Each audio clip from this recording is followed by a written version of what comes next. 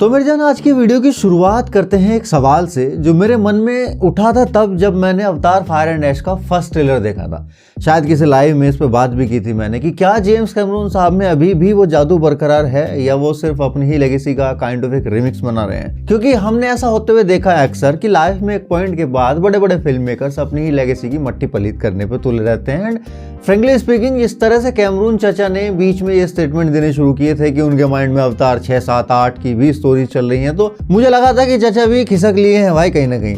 लेकिन अवतार Fire and ऐश देखने के बाद मैं कह सकता हूं कि भाई कैमरून चाचा की जगह कोई नहीं ले सकता। वो बंदा इकलौता नमूना है इस दुनिया में। वेल, कलाकार के बारे में बाद में बात करेंगे, पहले कलाकृति के बारे में बात कर लेते हैं, पॉजिटिव्स एंड नेगेटिव्स दोनों पे। पहले पॉजिटिव्स पे आते हैं। एंड चूंकि अवतार की फिल्मों की कहानी हमारे लिए नई नहीं है, हम पहले से जानते हैं, तो यहाँ थोड़े बहुत स्पॉयलर्स मिलेंगे आपको, बहुत हल्के से। फिल्म की कहानी वहीं से शुरू होती है जहां से पिछली फिल्म की खत्म हुई थी।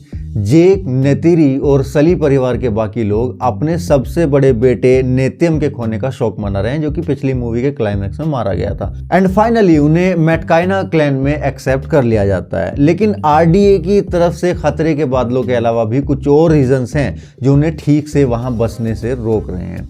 एक तो यही है कि जेक का जो शौक मनाने का फेवरेट तरीका है वो इंसानों के साथ युद्ध करना है, जिसे लेकर मैटकाइना क्लैन वाले ज्यादा एक्साइटेड नहीं रहते क्योंकि वो शुरू से ही शांत स्वभाव के रहे हैं। और दूसरा, सली परिवार के पास एक ऐसा बच्चा है जो वहां सांस ही नहीं ले सकता। उनके गोद लिए बेटे स्पाइडर को अभी भी पेंडोरा के एनवायरनमेंट में सर्वाइव करने के लिए मास्क की जरूरत पड़ती है। जेक ये सोचता है कि स्पाइडर को उनके जैसे इंसानों के साथ जाके रहना चाहिए। एंड वहीं पर एंट्री होती है नोमैडिक विंड ट्रेडर्स की। वेल, शौक मनाने के अलावा फायर एंड ऐश शुरुआत में द वे ऑफ वाटर जैसी ही दिखती है और फील भी होती है। हालांकि ये किसी भी एंगल से बुरी बात नहीं है, लेकिन इसमें शुरू में उस ग्रेंजर और यूनिकनेस की कमी लगती है जिसकी मुझे एक और अवतार फिल्म से उम्मीद थी एटलीस्ट। हालांकि विंड ट्रेडर्स की एंट्री के साथ ये सिचुएशन काफी हद तक चेंज हो जाती है। अवतार मूवीज हमेशा से ही एक विजुअल ट्रीट रही है। एंड एक जायंट उड़ने वाली जेलीफिश के जैसे दिखने वाले प्राणियों से लटके हुए जहाजों का वो बेड़ा सही में मेटाफोरिकली अवतार की पिछली मूवीज को विजुअल्स में पीछे छोड़ देता है। एंड फिर कहानी में एंट्री होती है फायर क्लैन यानी कि मैकक्वान की। इनको देख के लगता है कि नहीं भाई, ये पेंडोरा के तो नहीं हो सकते। एंड उनकी लीडर वारांग, क्रूअल, ब्रूटल और सबसे खतरनाक बात, उसके चेहरे की वो शांति, वो आपको डराती है। वारांग को पेंडोरा की देवी एवा के कानूनों को तोड़ने में कोई गिल्ट नहीं होता। एंड वो इंसानों के बनाए गए हथियार पाने के लिए काफी ज्यादा एक्साइटेड रहती है क्योंकि उसको दूसरे नावी गांवों को जलाने का बहुत शौक है। एंड वी नो कि उसको ये वेपन्स किसके पास मिलेंगे, माइल्स क्वारिज। और ये दोनों मिलके मचाते हैं तहलका। एंड मैं सही बता रहा हूँ, माइल्स क्वारिज का कैरेक्टर इस मूवी में अपने पीक पे है। माइल्स एंड वारांग के साथ वाले सीन में केमिस्ट्री इतनी खतरनाक लग रही है कि समझ नहीं आता कौन ज्यादा बेटर परफॉर्म कर रहा है। वारांग और क्वारिज के पेयर को एक तरह से जेक और नेतिरी के पेयर के पैरेलल ड्रॉ करने की कोशिश की गई है, ऑफ कोर्स उनके ऑपोजिट।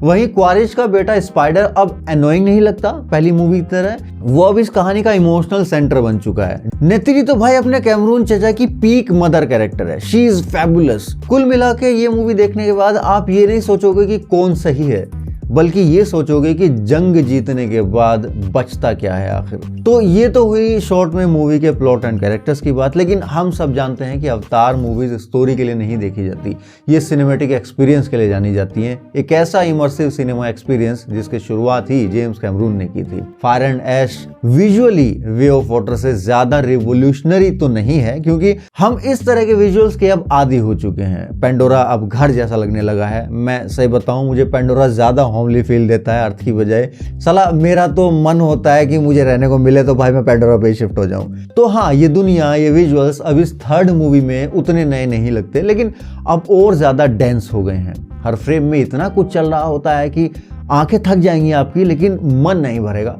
3D में देखने जाओगे तो मजा डबल होगा, टीवी या लैपटॉप पे देखोगे तो पाप लगेगा। आदि पुरुष और अवतार सिर्फ थिएटर्स में देखने के लिए ही बनी है। वेल, अब थोड़ा क्रिटिसिज्म भी कर लेते हैं, एक हेल्दी क्रिटिसिज्म। मूवी में कुछ सीन्स ऐसे हैं जहां लगेगा आपको कि डेजा वू जैसा फील हो रहा है। लगेगा ये तो पहले देख चुका हूं। बस यही एक हल्की सी कमी मुझे फील हुई कि जहां अवतार 2 अवतार 1 से बहुत बड़ी लीप लेती है विजुअल्स के मामले में, तो वहीं अवतार 3 उतनी ज़्यादा छलांग नहीं लगा पाती।